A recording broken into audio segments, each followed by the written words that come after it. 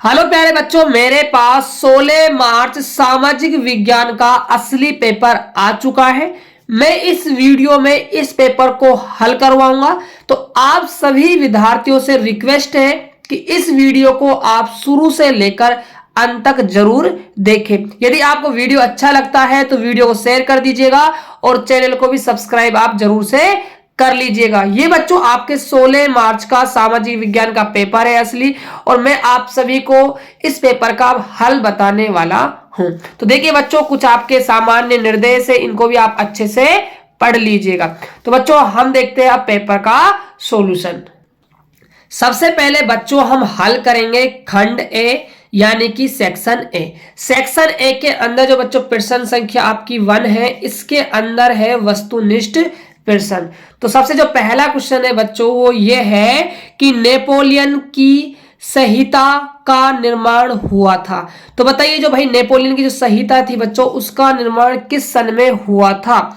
1769 में, 1779 में, 1804 में, 1799 में। तो बताइए नेपोलियन संहिता का निर्माण बच्चों कब हुआ था? तो आप याद रखिएगा बच्चों, जो नेपोलियन संहिता है इसका निर्माण हुआ था 1804 के अंदर। तो से ऑप्शन आपका बिल्कुल सही आंसर हो जाएगा। बात करते हैं बच्चों क्वेश्चन नंबर हम सेकंड की।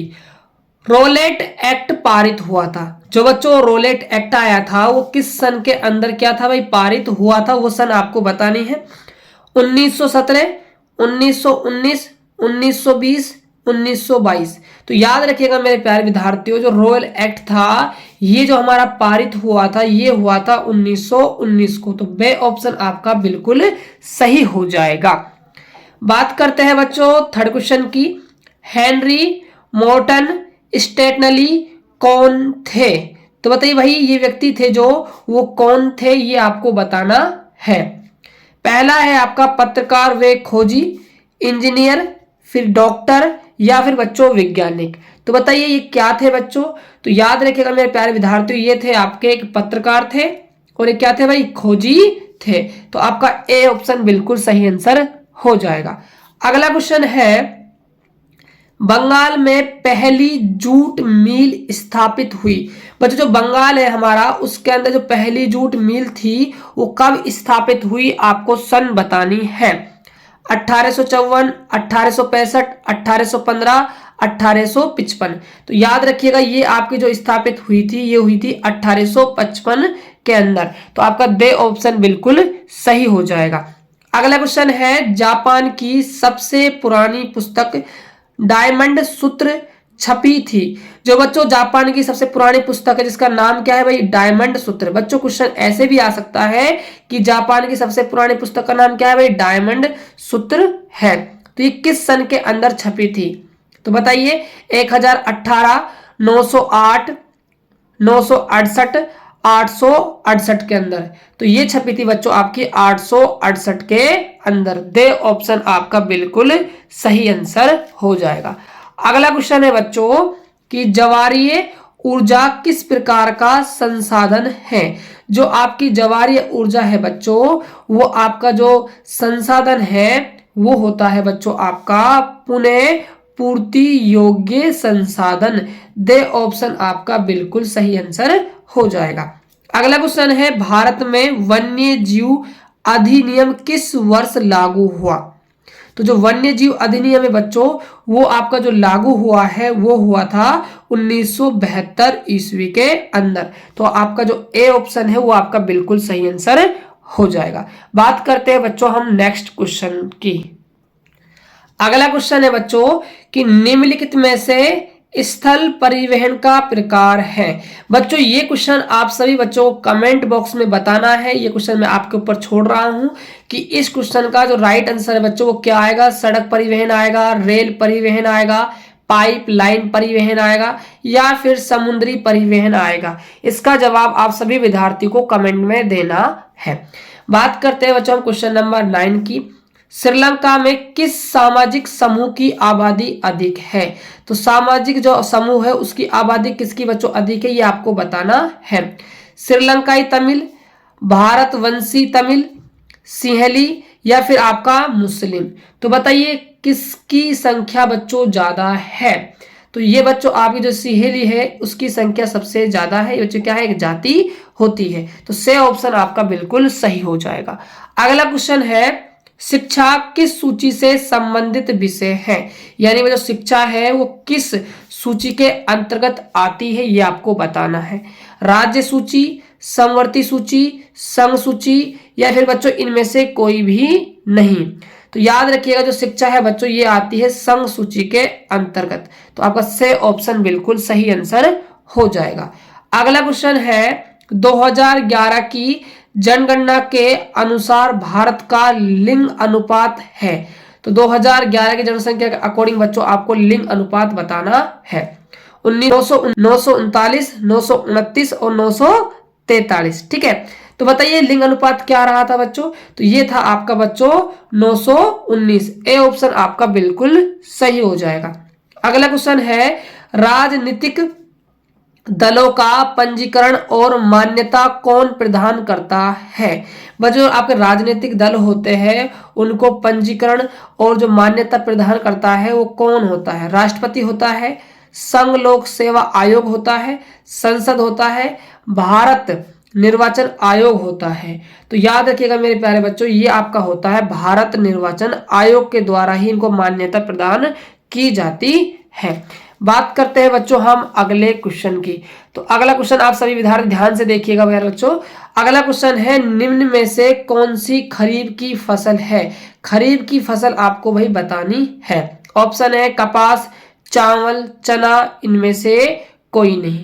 तो जो आपकी खरीफ की फसल होगी भाई वो आपकी हो जाएगी बच्चों कपास। क्या हो जाएगी? कपास। चावल, चना बच्चों आपकी कैसी फसल है? ये आपकी बच्चों रबी की फसल है। तो ए ऑप्शन आपका बिल्कुल सही होगा। अगला क्वेश्चन है बैंकों के ऋणों के औपचारिक स्रोतों की कार्य प्रणाली पर नियंत्रण करता है। तो बताइए कौन नियंत्रण करता है? स्वयं सहायता समूह करता है, सहकारी समितियां, राज्य सरकार, भारतीय रिजर्व बैंक। तो इसका जो आंसर आएगा बच्चों जो नियंत्रण करता है वो करता है आपका नियंत्रण भारतीय रिजर्व बैंक, जिसे आप आरबीआई के नाम से भी जानते हो। बात करते हैं बच्चों अगले क्वेश्चन की। कौन सी भारतीय कंपनी नहीं है? 4 ऑप्शन आपको दिए हुए हैं। इनमें से बच्चों आपको वो कंपनी बतानी है जो भारत की नहीं है। Ranbaxy, Infosys, Tata Motors, Kargil foods. तो जो भारतीय जो कंपनी नहीं है बच्चों वो आपकी है इसके अंदर कारगिल फूड्स। जो कंपनी है ये भारत की कंपनी नहीं है बच्चों। दे ऑप्शन आपका बिल्कुल सही आंसर चला जाएगा। बात करते हैं बच्चों हम नेक्स्ट क्वेश्चन की। क्वेश्चन नंबर बच्चों आपका है दूसरा, रिक्त स्थानों की पूर्ति करो। रिक्त स्थानों की बच्चों आपको पूर्ति करनी है। पहला क्वेश्चन है भारत खालिस्तान को सूत निर्यात करता है।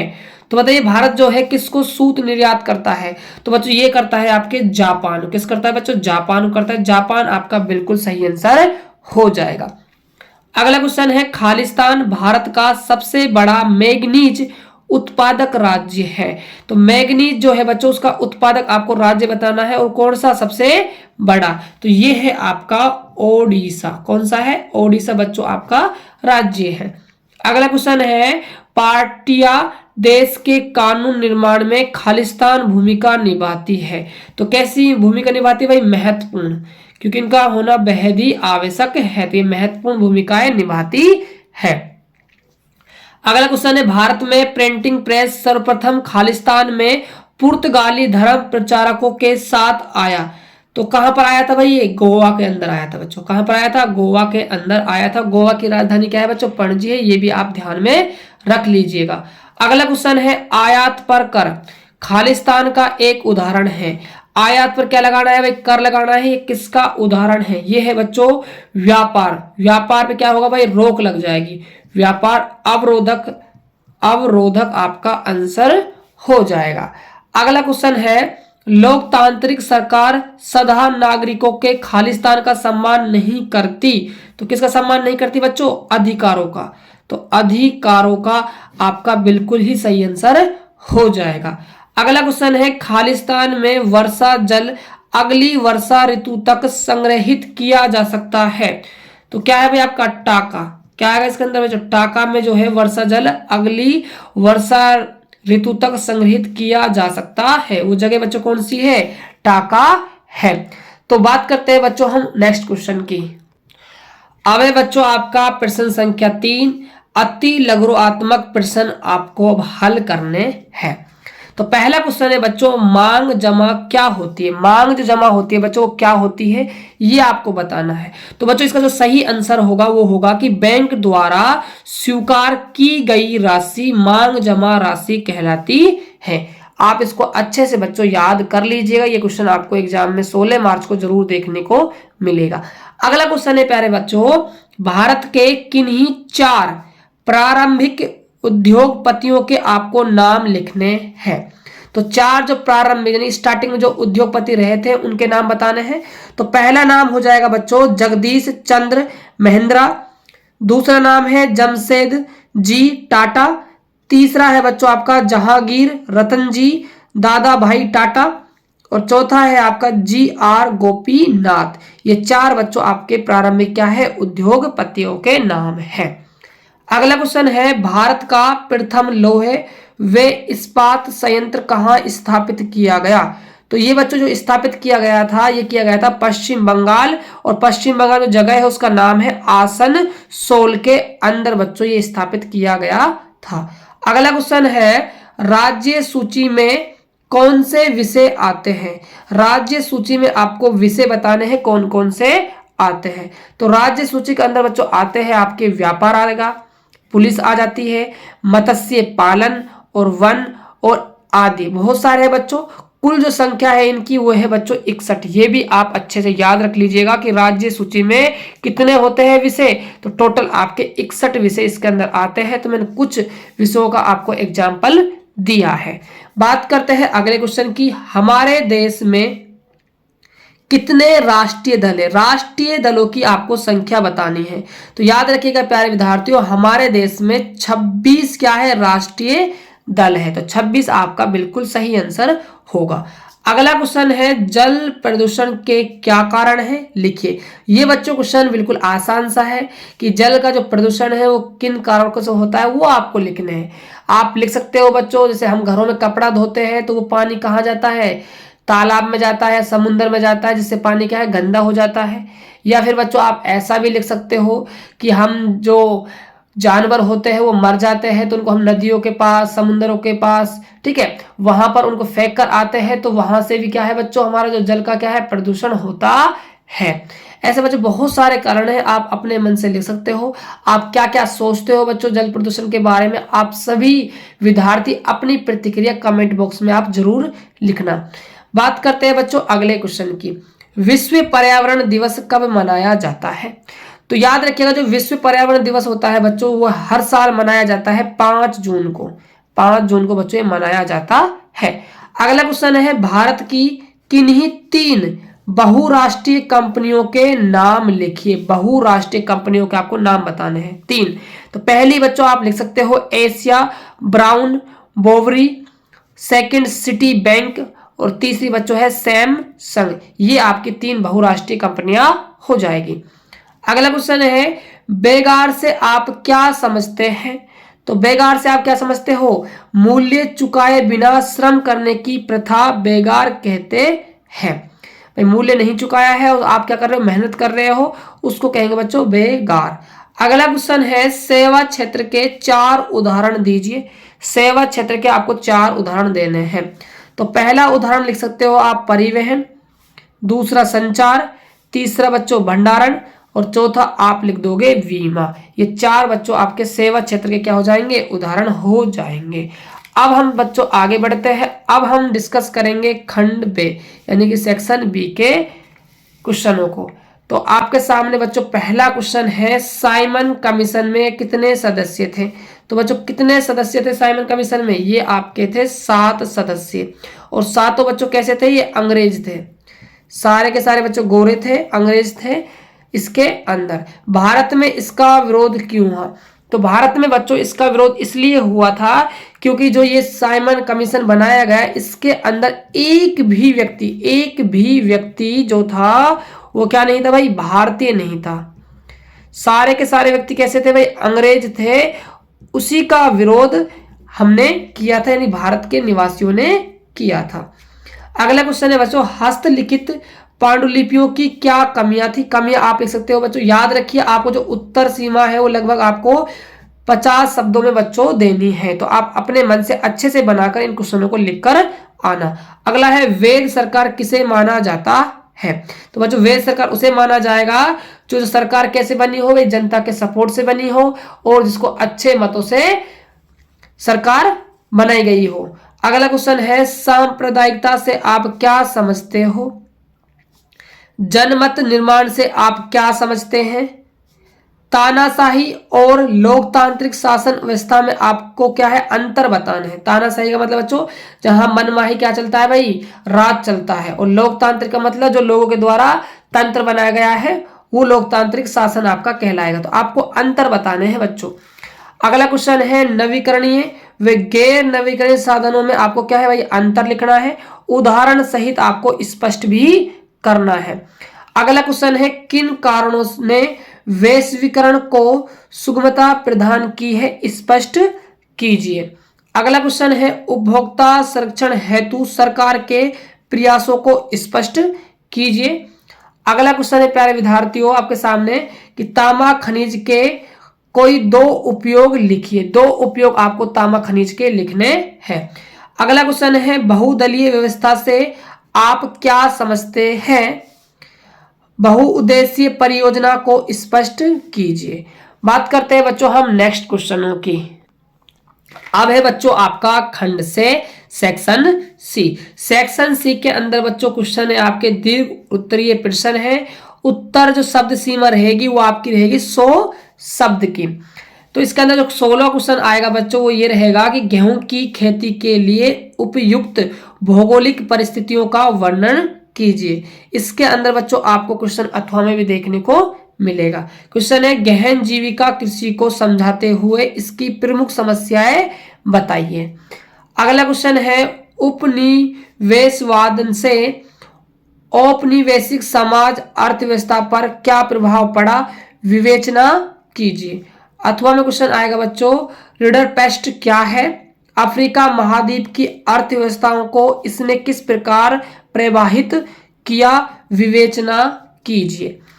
बात की जाए बच्चों अगले प्रश्न की, तो प्रश्न संख्या है आपकी 18। भारत में केंद्र राज्य संबंधों में आए बदलाव पर अपने विचार लिखिए। अथवा के अंदर है बच्चों, संघीय और एकात्मक शासन व्यवस्था में अंतर स्पष्ट कीजिए। नेक्स्ट क्वेश्चन है आपका, भारत में रोजगार के विभिन्न क्षेत्र उदाहरण सहित स्पष्ट कीजिए। इन क्षेत्रों को रोजगार सृजन की स्थिति बताते हुए अतिरिक्त रोजगार सृजन के उपाय सुझाइए। अथवा के अंदर पूछा जाएगा, सार्वजनिक क्षेत्रक और निजी क्षेत्रक में अंतर स्पष्ट कीजिए। अब हम बात करेंगे बच्चों सेक्शन दे यानी कि सेक्शन डी खंड दे की बच्चों हम बात करने वाले हैं। तो इन क्वेश्चनों को भी आप सभी बच्चे आराम से देख लीजिए। पहला क्वेश्चन है बच्चों, भारत में ऋण स्रोतों का उल्लेख करते हुए स्पष्ट कीजिए कि इन स्रोतों के साथ किस प्रकार की समस्याएं जुड़ी हुई है, समाधान का भी आपको सुझाव देना है। अथवा में बच्चों आपको लिखनी है टिप्पणी। टिप्पणी के अंदर आपसे 2 क्वेश्चन पूछे जाएंगे।